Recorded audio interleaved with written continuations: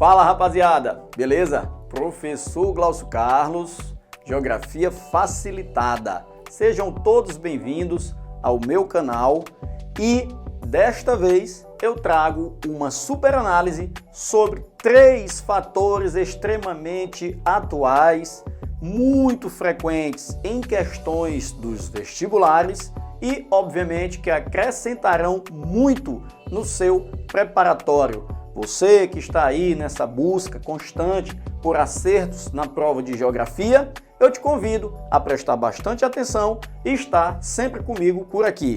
Você que está assistindo pela primeira vez, não esquece, se inscreve para acompanhar todas as publicações, compartilha e dá aquele joinha para dar essa moral pra gente, beleza? Então, bora lá! Galera, é o seguinte, principais diferenças entre enchentes, inundações e alagamentos. Muitas vezes, em situações cotidianas, até mesmo engenheiros civis, professores, numa conversa informal, acabam trocando um termo pelo outro. E também a gente percebe nas salas de aula que os alunos meio que se confundem e muitas vezes até pensam e comentam como se os 3 fossem sinônimos. Não. Eles apresentam relações diretas, obviamente, com um contexto hídrico. Então, enchentes, inundações e alagamentos estão diretamente ligados às águas. Agora, formatos que podem e são diferentes, beleza? Existe, por exemplo, uma sequência entre esses 2 primeiros, tá?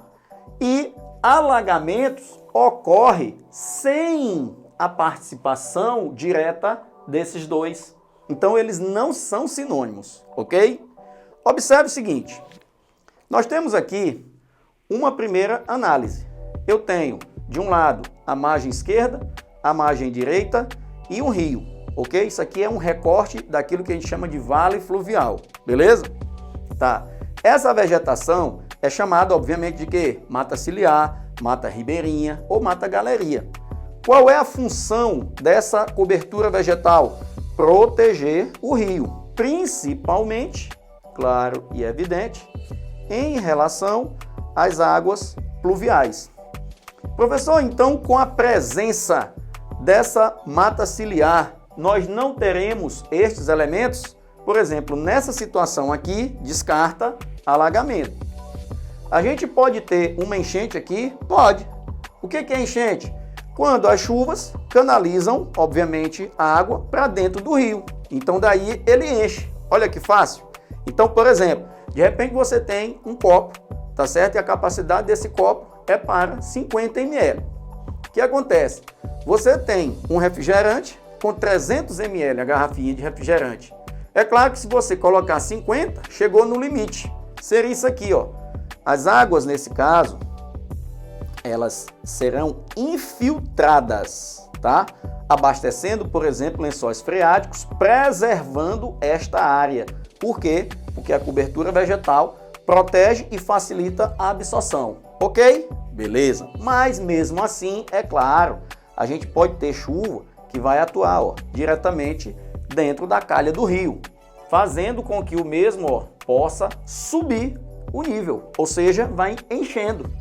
E também pode escoar um pouquinho aqui também sim das margens, lembrando que a maior parte infiltra. E a proporção que as chuvas se intensificam pode chegar no limite, e aí o que está acontecendo? Uma enchente, ok.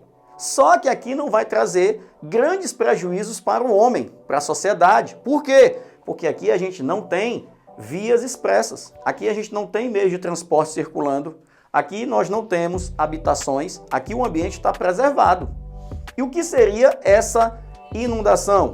Quando o rio transborda, essa água ela espalha e ultrapassa a altura das margens. Só que aqui não está provocando nenhum tipo de problema para o homem, principalmente problemas de grandes proporções.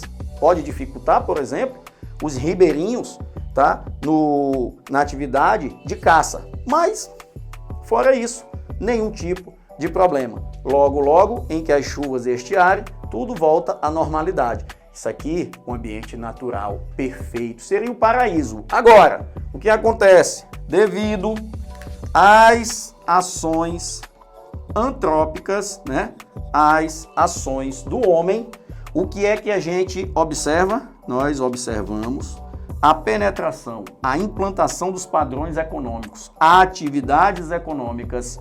E essas atividades econômicas significarão, as modificações neste espaço. Olha como era, olha como vai ficar.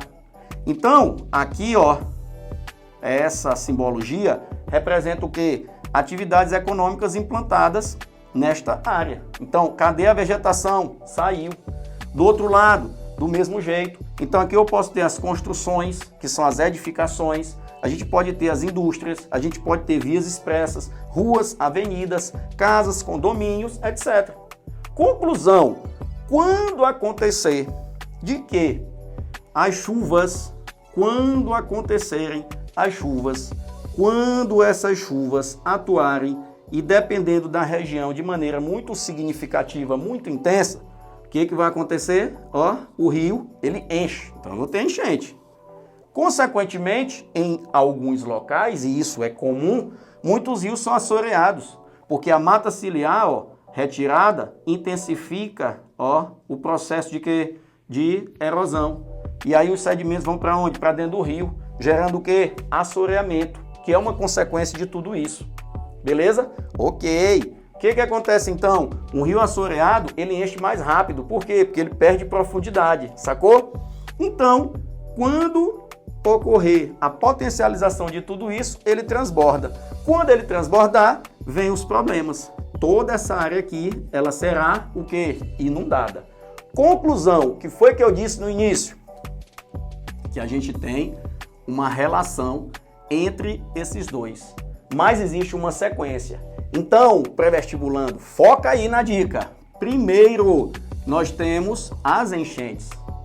Em seguida, dependendo do rigor pluviométrico, dependendo do rigor das chuvas, o que é que a gente pode observar? O segundo momento, que são as inundações, tá? Vamos fechar aqui o raciocínio. Então, eu tenho aqui uma imagem mais ampliada. Eu tenho aqui um rio. Infelizmente, nós temos aqui um alto grau de modificações. Cadê a mata ciliar? Nós não temos mais. Então, aqui eu tenho uma via expressa. Então, aqui está tudo cheio de veículos, tá? Via expressa faz parte do rodoviarismo, uma das formas utilizadas para mobilidade urbana, para fluidez, tá? Mas, em alguns momentos, a gente pode verificar o quê? Problemas. Foi o que eu disse, com esse alto grau de degradação, os rios, além de poluídos, esses rios poderão e estarão cheios de quê? Sedimentos, cheios de lixo. Consequentemente, nós temos aqui o quê? O assoreamento fluvial. Assoreamento fluvial. Mais adiante eu vou produzir um vídeo especificamente sobre assoreamento, que é outra temática top.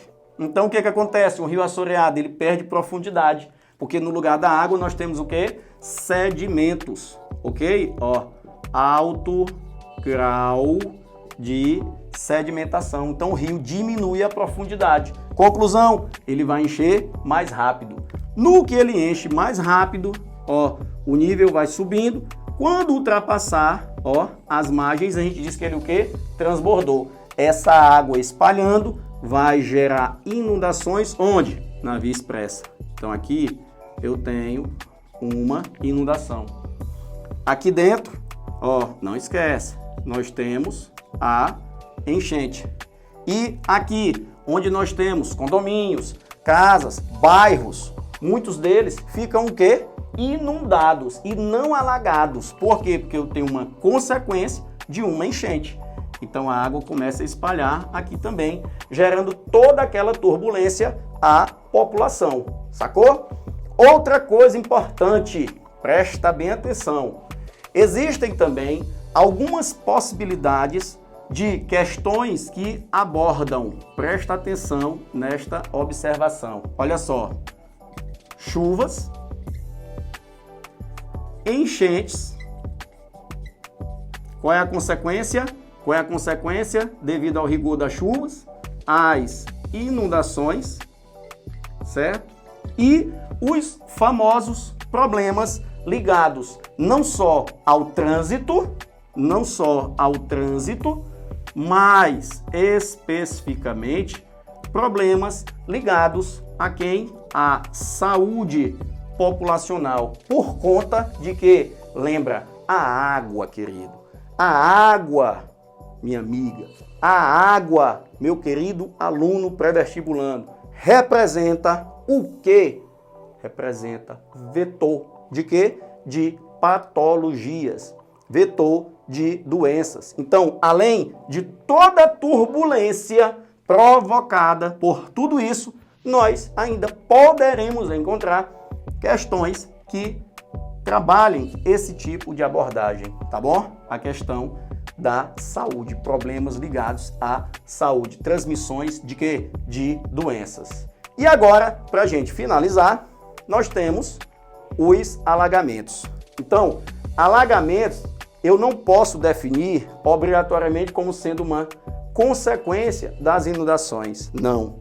O que são alagamentos? Olha só, muitas vezes essa realidade aqui, ela também acontece, claro, por conta de que dos solos estarem o quê? Impermeabilizados. O que é um solo impermeabilizado?